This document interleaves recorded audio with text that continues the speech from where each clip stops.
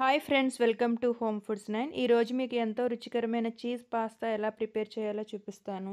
Morning బ్రేక్‌ఫాస్ట్‌కి, evening స్నాక్స్‌కి కూడా చేసుకోవచ్చు.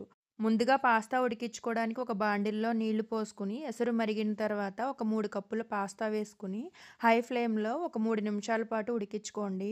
కొద్దిగా పలుకు ఉండేలాగా ఉడికించుకోండి. తర్వాత ఈ ఎక్సెస్ వాటర్ అంతా తీసేసి, వీటిని ఒక ప్లేట్‌లో పెట్టుకొని పక్కన పెట్టుకోండి. ఇలా నేను చూపించిన విధంగా ఉడికితే సరిపోతుంది. పక్కన పెట్టేసుకోండి. ఒక బాండిల్లో ఒక 3 స్పూన్ల బటర్ వేసుకొని, ఒక 4, 5 వెల్లుల్లి సన్నగా తరిగి వేయించుకోండి. వెల్లుల్లి కొద్దిగా వేగిన తర్వాత కరివేపాకు, జీలకర్ర వేసుకొని బాగా వేయించుకోండి. పచ్చిమిర్చి కూడా సన్నని తరిగి వేసుకోండి. ఇవన్నీ వేగిన తర్వాత క్యాప్సికమ్, ఆనియన్స్, టమాటోస్ వేసుకొని వేయించుకోండి. మీకు క్యారెట్ అవైలబుల్‌గా ఉంటే క్యారెట్ తురుము కూడా వేసుకోండి, బావుంటుంది. ఈ రెసిపీకి కూరగాయలు ఎక్కువ వేగాల్సిన అవసరం లేదు. ఎక్కువ వేగితే బావుండవు. కొద్దిగా సాల్ట్ వేసుకొని హై ఫ్లేమ్‌లో 2, 3 నిమిషాల పాటు వేయించుకుంటే సరిపోతుంది. ఈ స్టేజ్‌లో ఒక 2 స్పూన్ల బటర్ వేసుకొని వేయించుకోండి. బటర్ ఎక్కువ వేసుకుంటే ఈ రెసిపీ చాలా టేస్టీగా ఉంటుంది. ఇప్పుడు పాస్తా వేసేసుకోండి. పాస్తా వేసేటప్పుడే స్టవ్ లో ఫ్లేమ్‌లో పెట్టుకోండి. ఇప్పుడు ఒక 2 నిమిషాల పాటు వేయించుకుంటే సరిపోతుంది.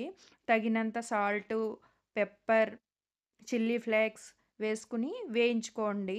ఇంకొక 2 నిమిషాల పాటు లో ఫ్లేమ్‌లో వేయించుకోండి. పాస్తా వేసిన తర్వాత 2 నిమిషాలు, ఈ ఉప్పు, కారాలు వేసిన తర్వాత 2 నిమిషాలు వేయించుకున్నాము.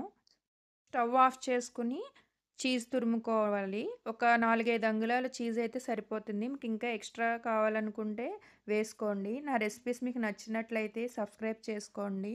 మీరు కూడా ట్రై చేయండి. ఇప్పుడు దీనికి ఎక్స్ట్రా టేస్ట్ కోసం ఒక స్పూన్ మయోనీస్, ఒక స్పూన్ మిల్క్ క్రీమ్, ఒక స్పూన్ హనీ ఒక బౌల్‌లో వేసి బాగా మిక్స్ చేసుకొని, ఇందులో వేసుకొని బాగా కలుపుకోండి. ఇవన్నీ స్టవ్ ఆఫ్ చేసిన తర్వాతే వేసుకున్నాం. చీజు, ఈ క్రీమ్ కూడా స్టవ్ ఆఫ్ చేసిన తర్వాతే వేసుకోవాలి. ఇది గుర్తుపెట్టుకోండి. రెసిపీ నచ్చినట్లయితే లైక్ చేయండి.